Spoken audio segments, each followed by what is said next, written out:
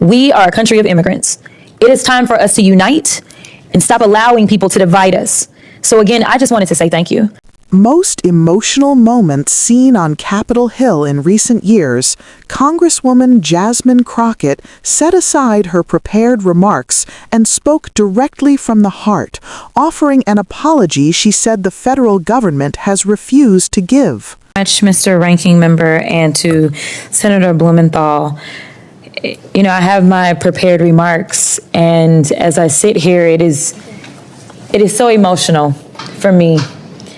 I just want to say, number one, I am sorry on behalf of the United States government, because regardless of who they claim to be, I am telling you that the best of us is present here.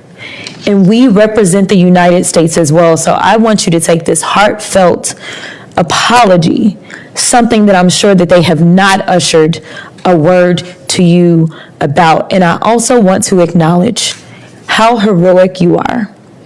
We are living in some of the scariest times that this country has ever seen, yet you have not backed down. I have seen your faces more than once. You refuse to go silently and into the dark. You are the light that they are afraid of, and I am so grateful for you being so heroic at such a scary time.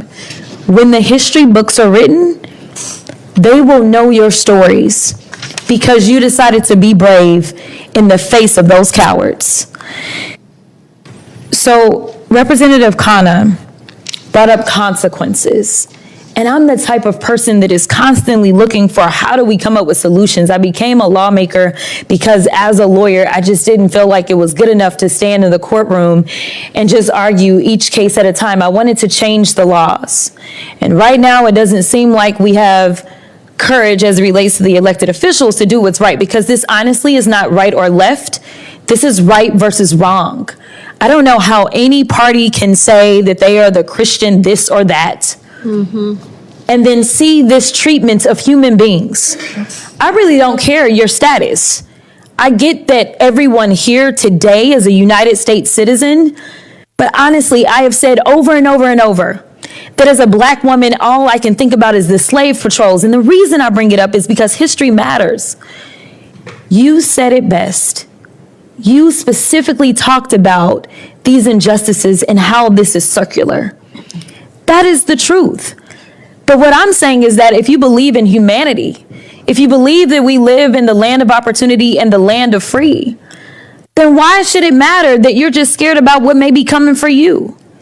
You should just be about doing what is right. And that is why I'm so mad. So I want to talk about some things that I want y'all to do, because I know organizations are standing with you. They're supporting you. We know we've got great lawyers. Some of the things that I've been thinking about is this particular president, if you've not noticed, he has somehow managed to let seemingly every terrible criminal he could find go free so long as they are his friends or whatever it is. So I fully anticipate that going forward, he is going to say, everyone that is ICE, you are absolutely going to be protected from any prosecution once we lose, because we're going to lose because these policies are not right. I think it's going to be very important that, number one, you make sure you keep up with any and all evidence that you have of what took place.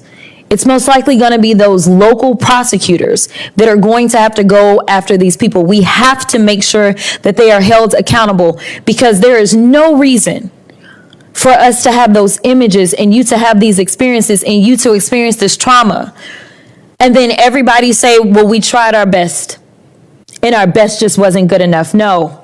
We have got to think outside the box. We have got to be aggressive, and we have to stand up for what is right. I don't care what your color is. I don't care what country you came from.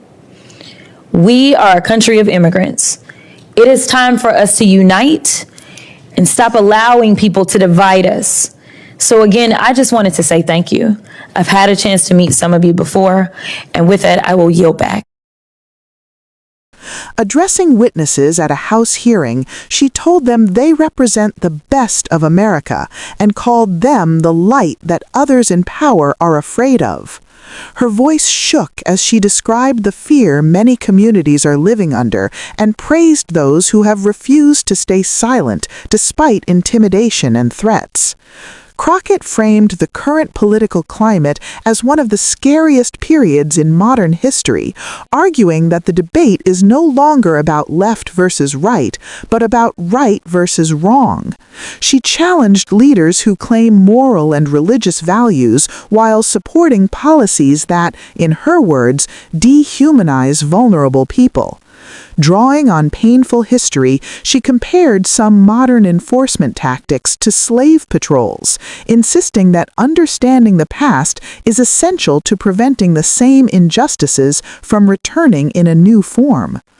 The Congresswoman also moved from emotion to action, urging witnesses and advocacy groups to document every incident and prepare for legal accountability. She warned that powerful figures may try to shield federal agents from prosecution and said local prosecutors and civil society must be ready to defend the rule of law. Her message was clear: America is a nation of immigrants, and division only benefits those who fear unity. Moments like this remind us that politics is not just procedure, it is about real human lives.